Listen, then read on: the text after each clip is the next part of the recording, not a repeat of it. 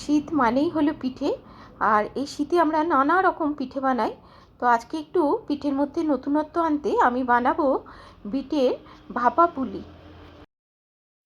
নমস্কার বন্ধুরা, সবাইকে জয়ার কথা চ্যানেলে স্বাগত জানাই।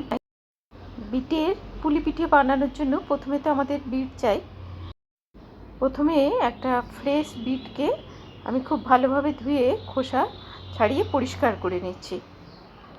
এরপর বিটটাকে মিক্সিতে বা এরকম একটা গ্রেটারের সাহায্যে বিটটাকে গ্রেট করে আমি এর থেকে রসটা বের করে নেব।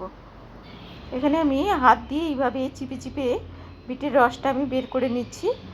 আর না হলে মিক্সিতে খুব ভালোভাবে পেস্ট করে ছাঁকনিতে ছেঁকেও রসটা বের করা যায়, যেটা সুবিধা হবে সেটা করলেই হবে। এই দেখো আমার 1 কাপ মতন রস বের হয়েছে। এখানে একটু গরম জল দিয়ে আমি বিটের রসটা ভালোভাবে বের করে নিয়েছি। এরপর একটা পাত্রে আমি এই রসটা ঢেলে দিচ্ছি। আর কাপটা ধুয়ে অল্প একটু জল আমি এখানে দিয়ে দিলাম।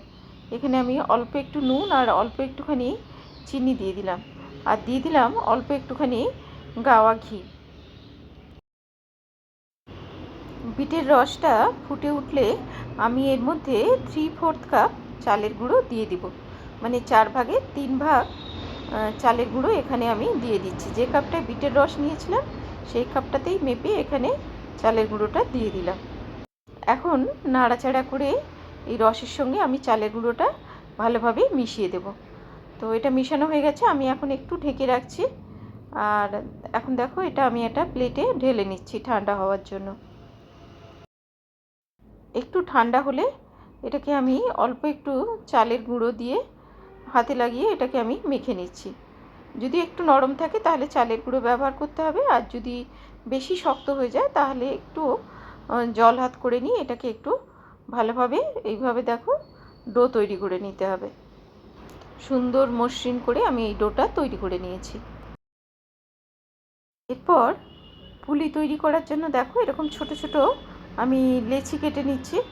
আর এই লেচি দিয়ে আমি ছোট ছোট পুলি তৈরি করে নিচ্ছি। প্রথমে পুলির পাতলা করে খোলটা তৈরি করে নিতে হবে। আর আমি আগের থেকেই গুড় দিয়ে নারকেলের মিষ্টিটা বানিয়ে রেখেছিলাম। এখন তো বাজারে খেজুর গুড় চলে এসছে, তো এই খেজুর গুড় দিয়েই আমার নারকেলের মিষ্টিটা বানানো হয়েছিল। এরপর পুলির মুখটা বন্ধ করে মাঝে মাঝে এরকম একটু চিপে চিপে দিলেই সুন্দর পুলি তৈরি হয়ে যাবে। এইভাবেই আমি এই বিটের ডোটার সমস্ত পুলিগুলো তৈরি করে নেব।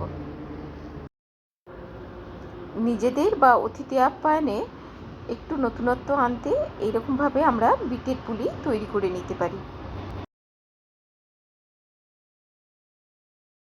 তো দেখতেই পাচ্ছ কি সুন্দর পুলিগুলো দেখতে লাগছে। এগুলোকে আমি ভাপা পুলি বানাবো। তো সেই জন্য দেখো আমি তো কড়াইতে জলটা গরম করতে বসিয়েছি। আর এরকম একটা ছিদ্রযুক্ত থালায় একটু সামান্য ঘি হাত বুলিয়ে নিলাম। এখন এই বিটের পুলিগুলো এর উপরে আমি পরপর সাজিয়ে ভাপে বসিয়ে দেব।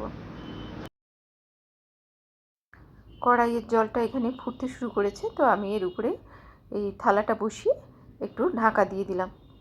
3-4 মিনিট মতো আমি এটাকে ভাপে সিদ্ধ করে নেব। মিডিয়াম ফ্লেমে এটাকে আমি সিদ্ধ করব।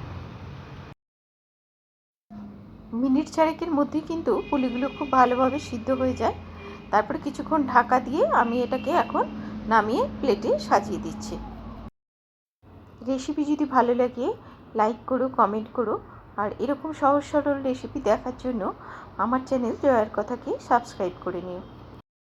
এখন মনের মতন যে কোনো প্লেটে সাজিয়ে নিলেই তৈরি হয়ে যাবে বিটের ভাপা পুলি। সবাই ভালো থেকো, শীতকে খুব উপভোগ করো। আর এতক্ষণ সাথে থাকার জন্য সবাইকে অনেক অনেক ধন্যবাদ।